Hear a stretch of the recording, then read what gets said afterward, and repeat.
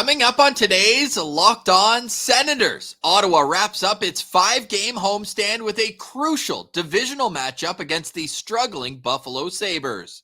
And the greatest goalie in franchise history will retire as a member of the Ottawa Senators. We'll get into all that, plus the great debate, Jake Sanderson versus Owen Power. That's all coming up on today's edition of the Locked On Senators podcast. It's your team every day.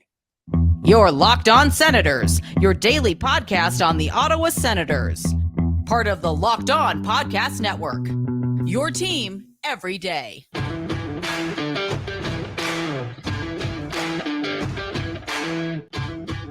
I'm Jake Sanderson, and you're listening to Locked On Senators podcast. I'm Tim Stützle, and you're listening to the Locked On Senators podcast.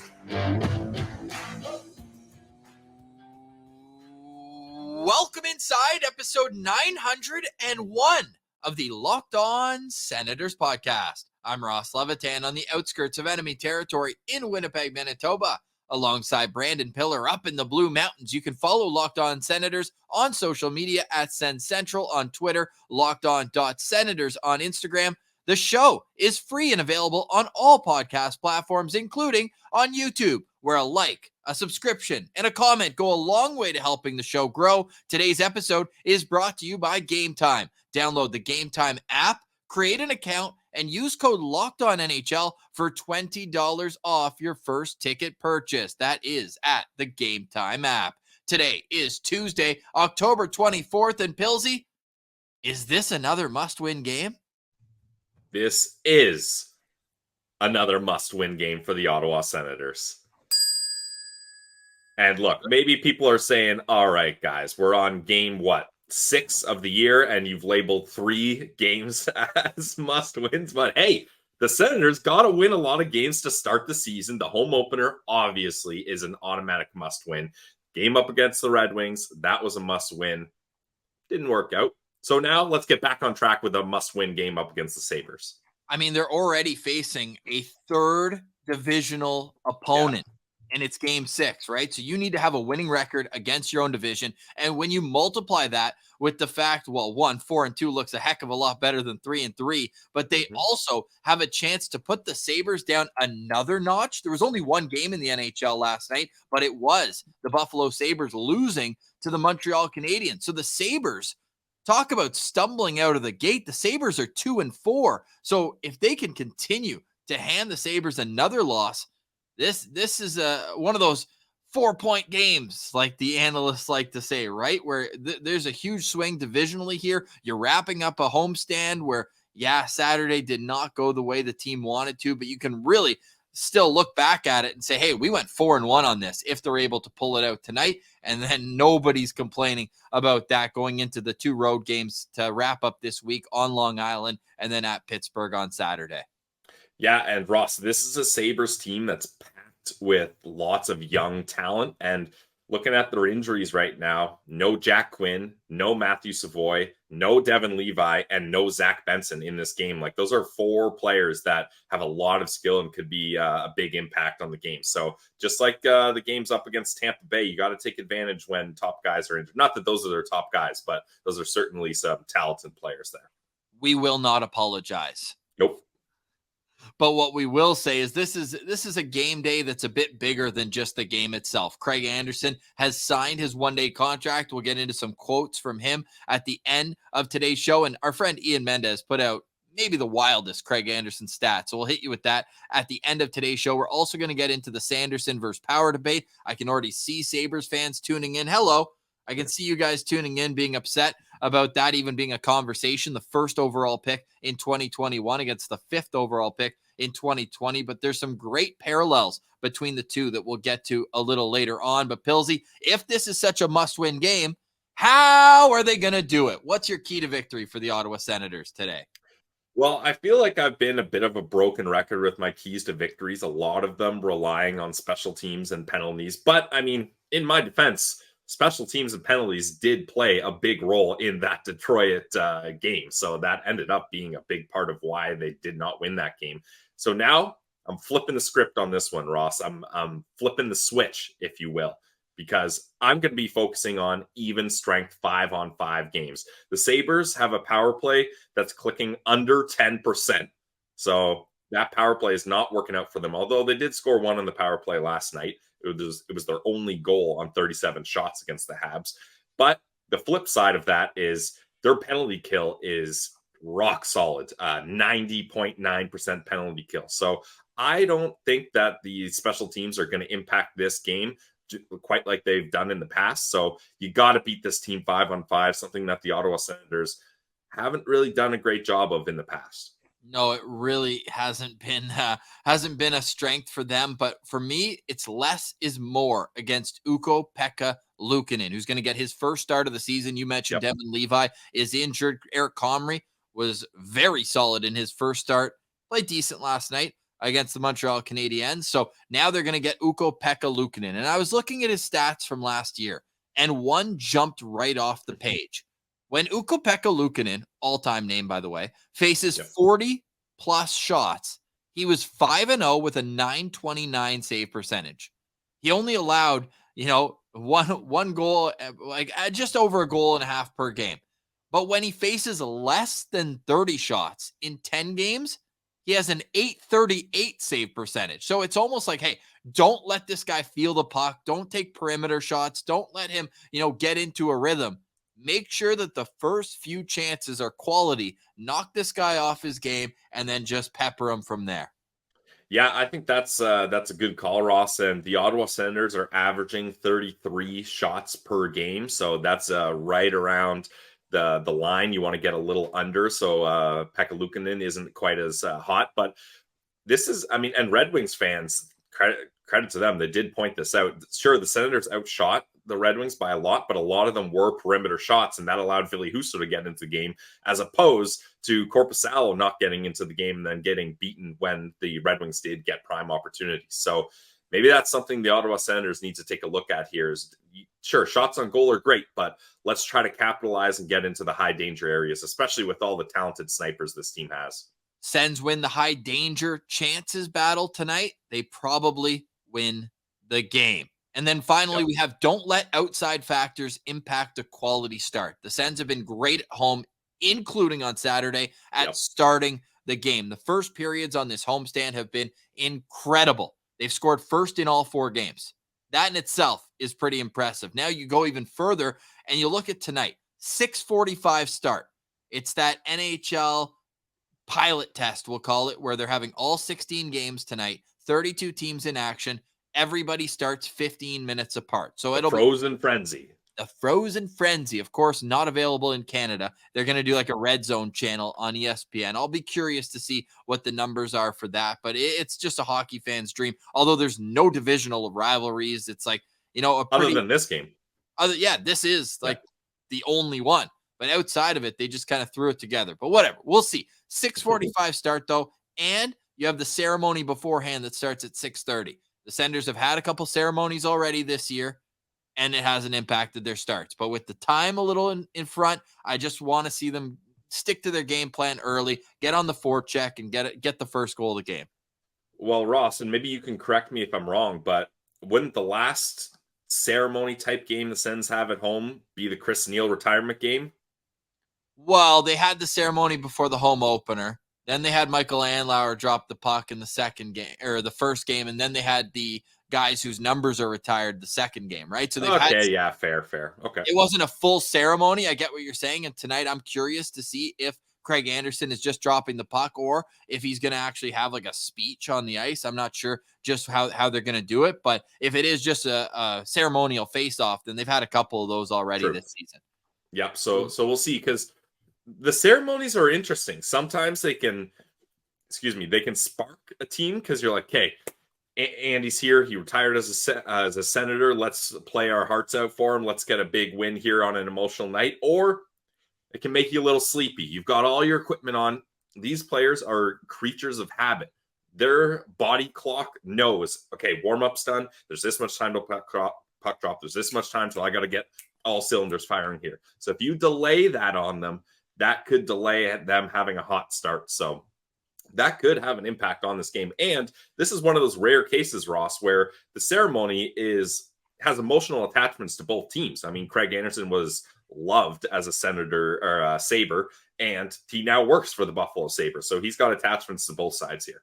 Interesting. And you've reminded me now that the Senators played the Sabres when Chris Phillips had his jersey retired. True. And in that game, they had the quickest 4 goals in franchise history. So hopefully, maybe that's an omen tonight. The Sens can score early and often. This Sabres team, they've got talent. There's no question about that. But some of their top players just haven't produced to start the year. Coming up after the break, we'll get into the Sabres lines, the Sens lines, one very important change on the Senators back end, and then we'll wrap up today's show with an homage to Craig Anderson. That's all next. You're listening to Locked On Senators.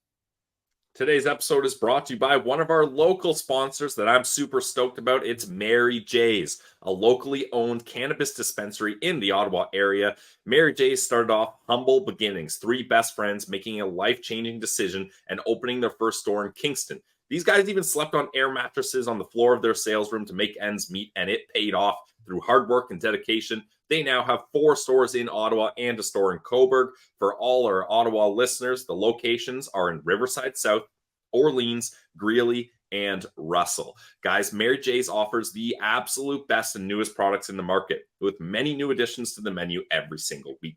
Mary J's has everything you need, whether you're a rookie or a grizzled vet and know what you want already. They're going to have the products for you, and with competitive pricing. They will price match any store in Ottawa. That means you're guaranteed the best price around at a Mary J's location.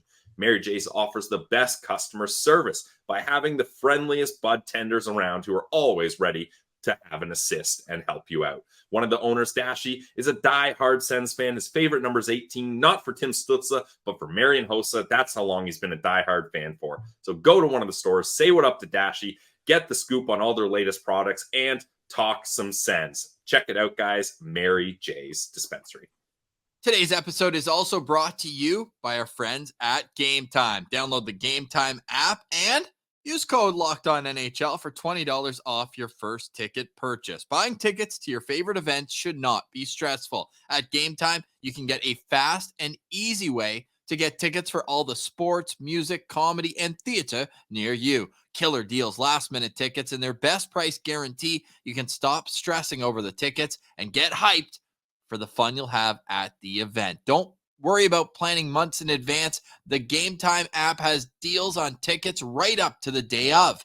Get exclusive flash deals on tickets, and the Game Time guarantee means you'll always get the best price. If you find tickets in the same section and row for less, Game Time will credit you 110% of the difference. It's the fastest growing ticketing app in the country for a reason. So buy tickets in a matter of seconds, and they're directly sent to your phone. You'll never have to dig through your email. So get the tickets without the stress at Game Time. So download the Game Time app, create an account, and use code LOCKEDONNHL for $20 off your first ticket purchase. Terms apply. Again, create an account and redeem code LOCKEDONNHL for $20 off. Download Game Time today. Last minute tickets, lowest prices guaranteed.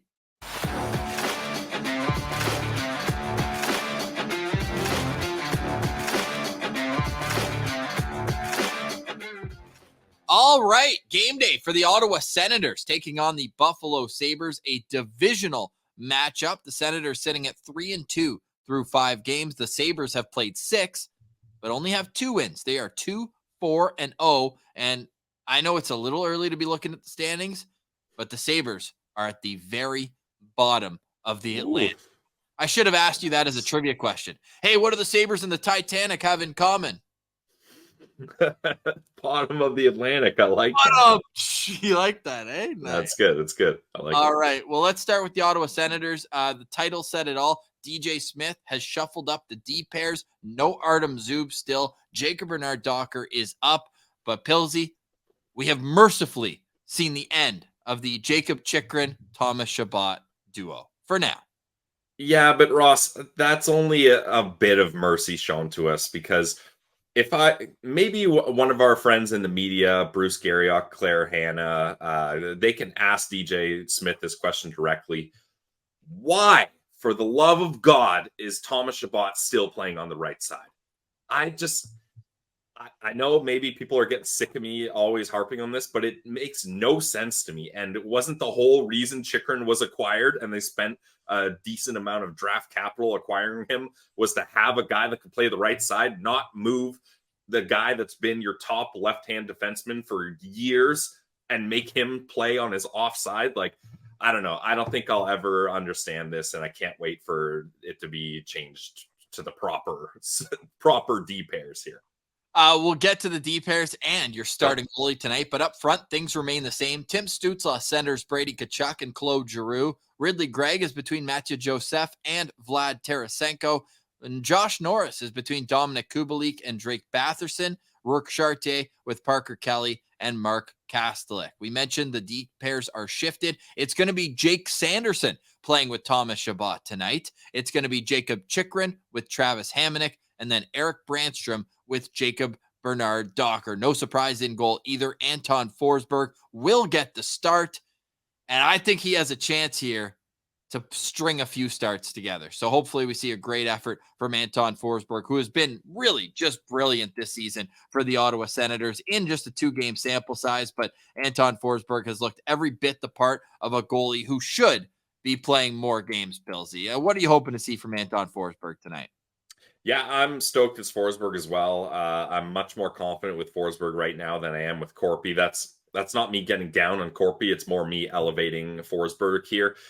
Look, as long as he can play a sharp game, I think the Sens are going to come out firing here. And as long as he doesn't let bad timing goals in, I don't think he has to be spectacular. It's just about not letting that momentum be killed, which is kind of what happened in the Detroit game. So I like that it's Forsberg here. I'm with you. I think if he wins this one, give him the next one as well. And the Sens team, this is going to be a good test for them, especially you got to not only the injuries we mentioned to Buffalo, but being one of the only teams that's playing on a back-to-back second half here, you got to jump on that and hopefully take advantage of some tired legs over there. My locked-on player is Anton Forsberg, Pilsy. I think that this is going to be a critical game for him. He really has a chance to make it a bit of a run. Now, 2 games so far this season, 2 goals on 21 shots in the home opener against Philly, and then 1 goal on 24 shots against Washington. And you might look at the scores of those games, in particular the Washington game, and say, oh, it was 6-1. Like, that wasn't a, high output game for Anton Forsberg. He made some great saves, man. He really did, especially when it was 2-1, 3-1, or 2-0, 3-0 at that point. And I think he was tremendous. So I'm gonna be locked on to Anton Forsberg tonight. How about you? Nice. I'm going to go one position further up the ice from the goalie. That's the defenseman. And I'm going to go with arguably the best defenseman the Ottawa Senators have tonight.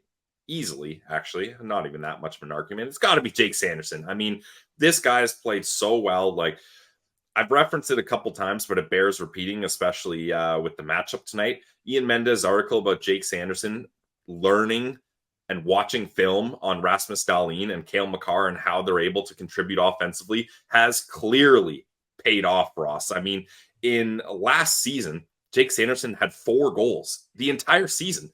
He's sitting at 3 goals already, 5 games in, and he's on a 4-game point streak where he has 6 points during that stretch. Like, this guy really has put offensive mindset as a priority for him, and it's showing. So I can't wait to see what Sanderson does up against a team in the Buffalo Sabres that has one of the guys he's emulating and also another pretty notable defenseman on the back end as well. They've got a couple of them. We'll get to that conversation in just a minute. We always tweet out at Send Central an hour-long poll right when we sit down. We start our prep for the show. Who are you locked on to tonight? And Tim Stützle is that guy tonight, and it's not even close. 68.6% of the voters decided it was Tim Stützle, who, I mean, he's got the co-lead in points on the team, Pilsy, but still fans are hoping to see a bit more. A lot of people commenting, saying that maybe it's been a bit of an immature game from Tim Stützle. A lot of looking at the refs early this season. A lot of, like, oh, my stick, I got to flex my stick here. It's his fault. Or talking with teammates. Like, I think tonight we need to see Timmy just dialed in, be a superstar, do your thing, and we'll get to my Levy lock a little bit later on in the show. But what are you hoping to see? What would a successful game from Tim Stützle, and I mean, the entire top line really tonight be for you? Well, with Tim Stützle, another note is I feel like he does bump up his effort level a little bit when he's up against fellow Germans, and his good buddy JJ Peterka is on the Sabres, so maybe we'll see a little bit of that extra oomph from Tim Stützle here. Look, for me, it's just, and I said it, I'll take the good with the bad with Stützle, but he's got to focus on, I mean, he's not going to be able to have no turnovers. It's just the risky style of game he has, but he's got to pick his spots. I'll spin zone it that way, Ross. Like, he's got to know, if I go for this risky zone entry where I weave through 3 Sabres players, what's the decor looking like behind me? Like, are they set? If I turn that over, is it going to be an odd man rush? Are we going to be screwed if that happens? So I'll spin zone it to, I want to see Tim Stützle pick his spots a little bit better when he tries to go for those risky zone transitions into the offensive zone. Here's who they'll be matched up against tonight. The Sabres expected to line up as follows. Tage Thompson at center between Jordan Greenway and Dylan Cousins. Casey Middlestat between Jeff Skinner and Alex Tuck. Peyton Krebs is centering JJ Peterka and Victor Olofsson. And then Tyson Yost is with Zemgus Girgensons and Kyle Okposo. On the back end, Rasmus Dahlin with Matthias Samuelsson, Owen Power with Henry Jokiharju, and Connor Clifton with Eric Johnson. We already discussed Ukko-Pekka Luukkonen in goal. Eric Comrie will back up. Who is your lookout player to watch on the Sabres tonight? Well, this is another good timing. My lookout player, if you're watching on YouTube, is the player profiled here with the lineups. It's Rasmus Dahlin. I mean, I talked about Jake Sanderson having 6 points in a 4-game point streak. Well, Rasmus Dahlin, he's got 6 points in a 5-game point streak stretch here. But the difference is, right now, Rasmus Dahlin, we love projected stats, Ross. He's going to finish with 0 goals in 82 games based on his projections so far. He has 0 goals, 6 assists. That's good for 82 assists in a year. So that would be quite a pace for Dahlin there. But obviously, jokes aside, you got to watch out for this guy. He's incredible. His goal scoring ability is well known. 15 goals last year, and then 13 the year before. So this guy can set guys up, but he can get the job done on his own too. Well, I'll push back on that joke for mine. Tage Thompson's on pace for 13 goals and no assists this season. Only 1 point in 6 games for Tage Thompson. People thought he was going to go off for 100, myself included. He was so good last year. Oh, yeah. 84 points, 47 goals last year in 78 games. Heck, he finished 14th in Hart Trophy voting for the Buffalo Sabres, but it's been a very slow start. He's -4 through 6 games. He's been shooting, though. He's got 29 shots in 6 games, but they just haven't been going in. Last year, he shot 15.9%. The year before, he shot 15%.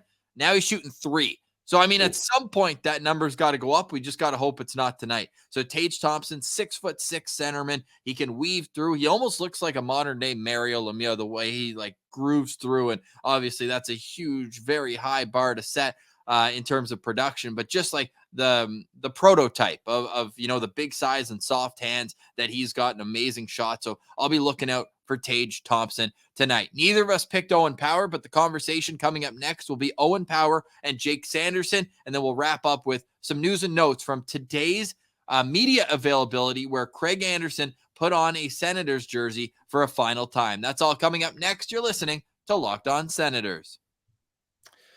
Our episode is brought to you by our friends over at Sleeper.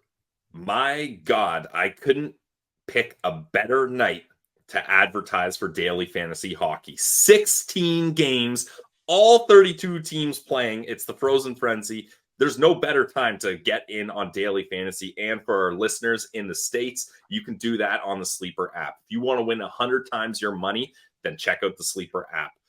All the daily fantasy sports are officially with Locked On NHL Network through Sleeper. Whether it's football, basketball, MLB, or college football, you can find it there. I love that there's group chat in the app. You can talk smack with guys. You can try to settle scores. You can really see who is the top fantasy player in a daily fantasy mode. And there's so many good players. We talked about Jake Sanderson, Anton Forsberg, Rasmus Dahlin, Tage Thompson, so many guys you can choose from, and their stats like goals, assists, save, plus, minus, and more. You heard me, Sens fans. 100 times payouts on Sleeper, so start paying attention. Get your picks right so you could win big. Use promo code LOCKEDONNHL, and you'll get up to a $100 match on your first deposit.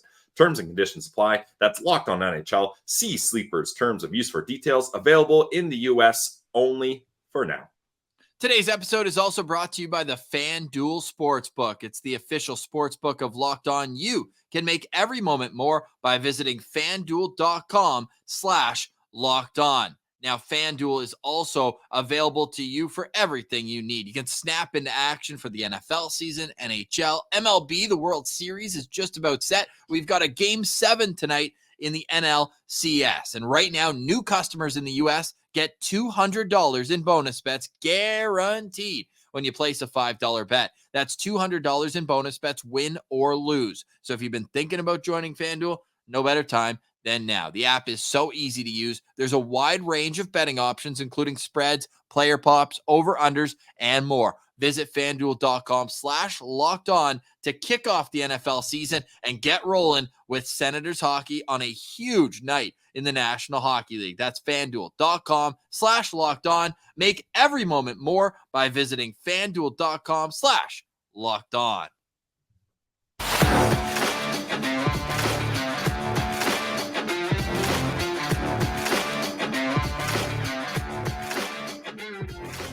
All right, Pilsy, game day for the Ottawa Senators against the Buffalo Sabres. We'll wrap up today's show discussing the Craig Anderson situation. Before we do get to the best bets of the night, I can basically say, with the Levy lock, the Pilsy's parlay of the day, we got to talk a little bit about Jake Sanderson versus Owen Power. For the last couple of years, they've been the two top defensive prospects in the National Hockey League, for my money. No disrespect to Luke Hughes, who's a fantastic prospect. You know, there's some others up there who are really starting to make a name for themselves. But the irony here, I love, Jake Sanderson, U.S. kid playing in Canada, Owen Power, Canadian kid playing in the United States. It's so unfortunate that North Dakota and Michigan were about to play each other, but COVID went through the Michigan locker room, so we didn't get that head-to-head matchup there. But also, they're only 4 months apart, so they are easy to compare. Jake Sanderson, one of the youngest players in the 2020 draft, and Owen Power, one of the oldest players in 2021. Owen Power obviously has the size advantage. He's 6'6". He can skate like the wind. Like, these two, I think, are extremely evenly matched, and it's going to be super fun to watch their growth parallel as their careers go on. Yeah, it's crazy they're in the same division. And now both of them are locked up with massive contracts, very similar contracts, even, Ross, if you want to go as far as that as well. I think the big difference here is the size, because you give the size to Power, but you give the skating to Sanderson. But that's not me knocking Owen Power. Owen Power is not a bad skater. Jake Sanderson just might be one of the best skaters in the entire league. So that's a tough one to face there. But both of them had similar points last year, both with 4 goals and in the 30s in points. So it's going to be interesting to see how things go here. And both of them right now are still getting the minutes of a number 2 defenseman. Like, Thomas Chabot still gets more minutes than Sanderson, and Dahlin obviously has more minutes than Power. So very interesting to see how these guys are going to be constantly matched up together each time these teams battle. Jake Sanderson, 6 points in 5 games, tied for second among all NHL defensemen. Owen Power with just 2 assists through 6 games. But like we mentioned, they both bring so much more than just offense to the table. They're both, elite defenders as well. Owen Power's already got 10 block shots, but he also has 7 giveaways. When you look at Jake Sanderson, how many giveaways do you think Jake Sanderson has this year? 1. Okay, yeah, even that I thought was too many. 0. 0's too many. Oh, 1 was too many. Yeah, 1 was too many. Yeah. 0's too many. Jesus. But Jake Sanderson with 2 takeaways and no giveaways. And we've got Owen Power at 2 takeaways and 7 giveaways. Owen Power, what really kind of interests me, and Jake Sanderson has 1 hit. These guys, they defend with their feet. Owen Power hasn't been credited with a single hit yet this season. What? He's 6'6". So throw the body around, kid. After this game. After this game, yeah. Please. But hey, these two kids are going to be like the cream of the crop in the NHL, and it'll be funny watching our allegiances and arguments just completely change when international hockey comes. And we're like, no, Owen Power's our guy for the next. Yeah. Well, hey, Jake Sanderson could have picked the good guys. I know that's completely on him, but no, let us know in the comments, like how do you see that now versus at the draft, and what do you think each player needs to do to cement themselves as the more dominant player in their organization? Pilsy, with that said, you got anything more on this discussion? I don't really have a direct answer. I just like comparing the trajectory that these two guys are on, but they both have super bright careers. So I don't want to say that one is definitively better at the other at this stage. Well, last year, I think it was a postcast. I forget which one, but it was a Sabres Sens postcast. And you posed this question to me, and I reluctantly said, guys, I don't know if I'm ready to take Jake Sanderson over a 1-1 defenseman with that much size. I'm switching it up. I will definitively say Jake Sanderson's a better defenseman right now. Let's go. All right, let's go. All right, Sabres fans, welcome to the comments. You've been listening for 30 minutes. You've officially found something to get mad at, so let us know just how dumb we are because of it. All right, jokes aside, we've got some bets to get to. Now, if you like FanDuel, you can go there, and the betting line loves Ottawa this year, every game. Now, they are at home.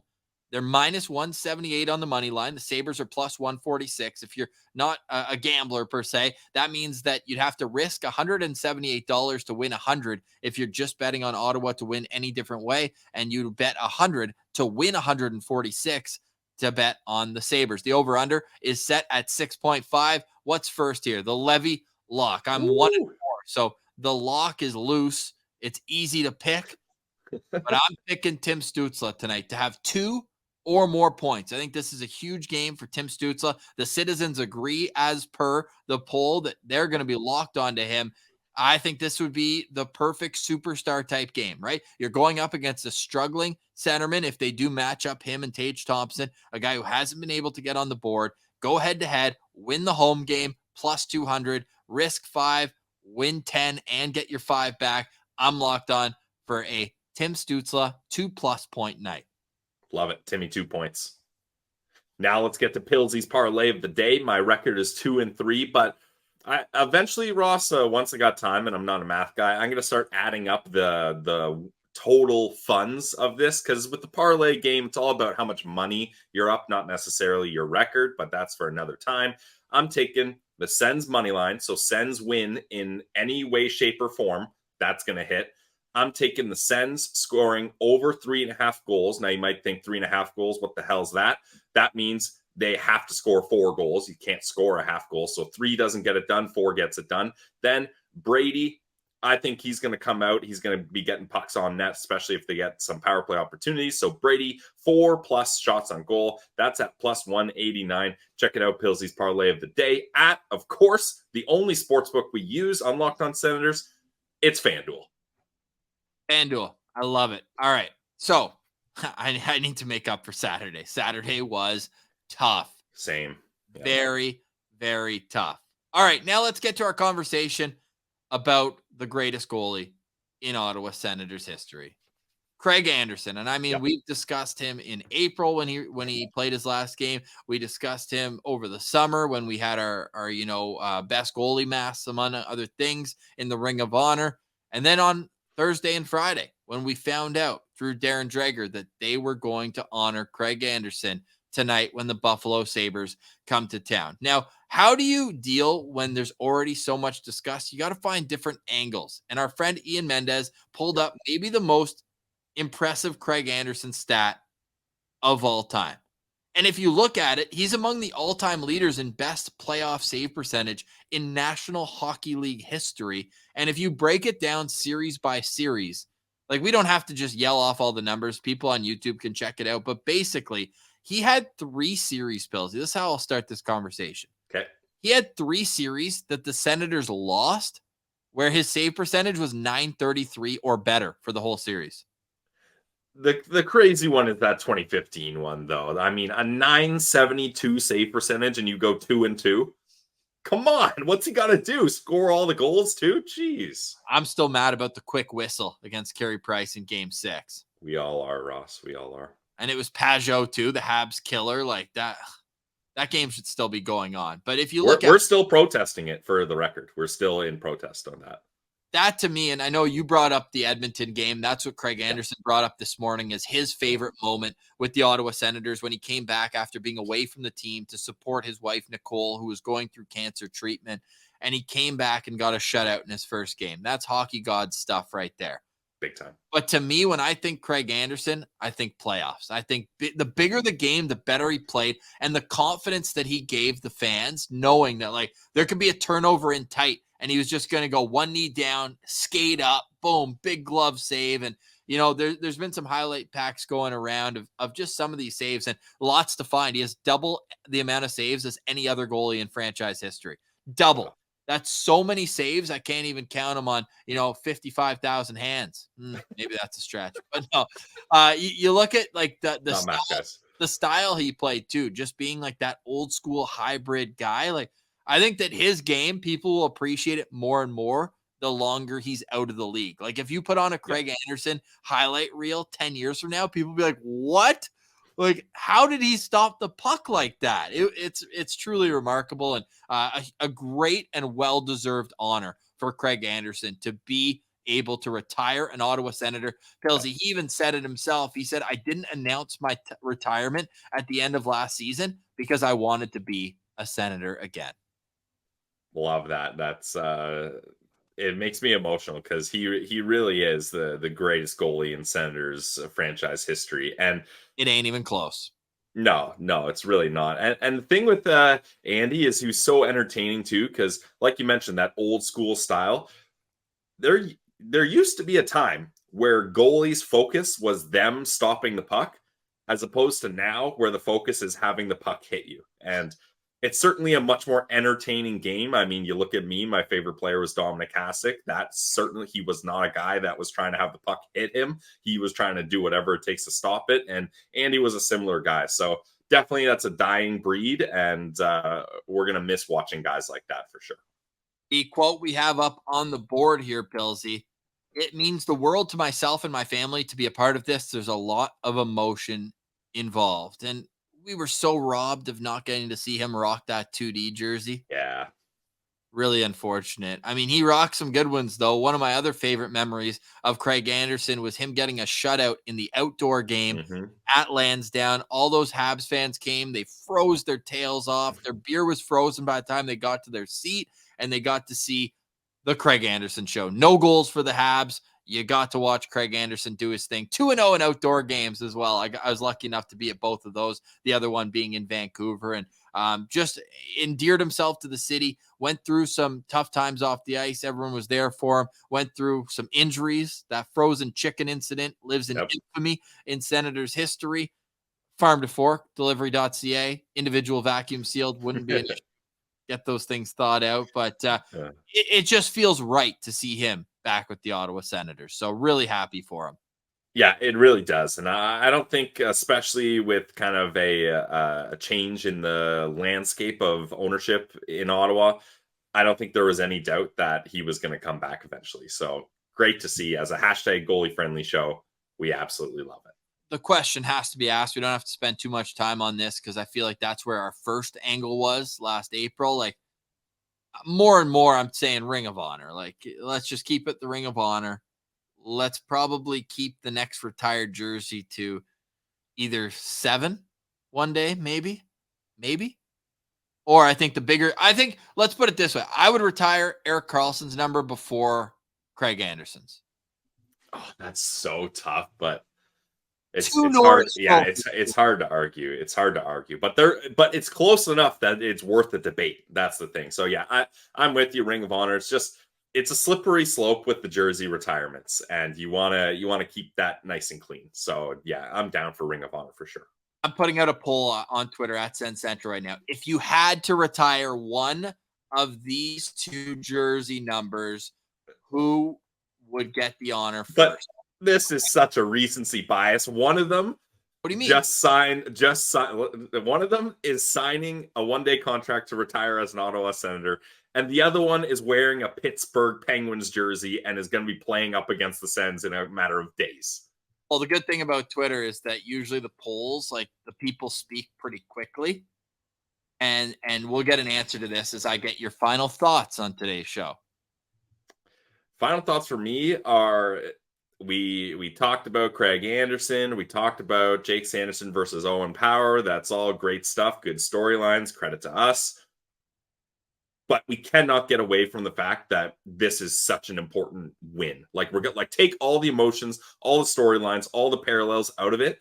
This is such an important win for the Ottawa Senators that this team cannot come out flat, which credit to them. They haven't come out flat very often, but they got to play the full 60, and we got to see the star players chip in a little bit more here. So don't lose sight of how important this game is. There's 16 games tonight, but I'm going to be so dialed in, so locked on to this one. It's massive. And we'll have the postcast for you after. Pillsy, recency bias. I know it's early. It's early, but 8 votes all for Erik Karlsson. All right. 8 votes. You can have your say on Twitter at Sens Central. But yes, the postcast will return tonight. We aim to go live 10 to 15 minutes after tonight's game. Senators, Sabres, well, 45. Get me one live vote for Andy here. This is sad. Well, I'm just saying. You said Craig Anderson. Oh, there we go. Okay, there we go. 68. No, the answer's Erik Karlsson. Guy won 2 Norris trophies. Come on. But you heard it here first. Ross Anderson does not respect Ross Anderson. Ross Levitan does not respect Craig Anderson. That is blasphemy. And what I'll say to that is, if you want to put the shoe on the other foot, how many times did Andy bail out Carl in the D zone? Yeah, for real, honestly. Hundreds of times. Yeah. Hundreds. We're going to see a wraparound goal in honor of Craig Anderson tonight? Yeah, Ukko-Pekka Luukkonen is not going to be able to stop the wraparound, so yes. All right, let's make this a 41-minute show in honor of Craig Anderson. Hope you enjoyed. For Brandon Piller, I'm Ross Levitan. We will see you in the postcast after the Senators wrap up their 5-game road trip against the Buffalo Sabres. This is the Locked On Senators podcast. It's your team every day.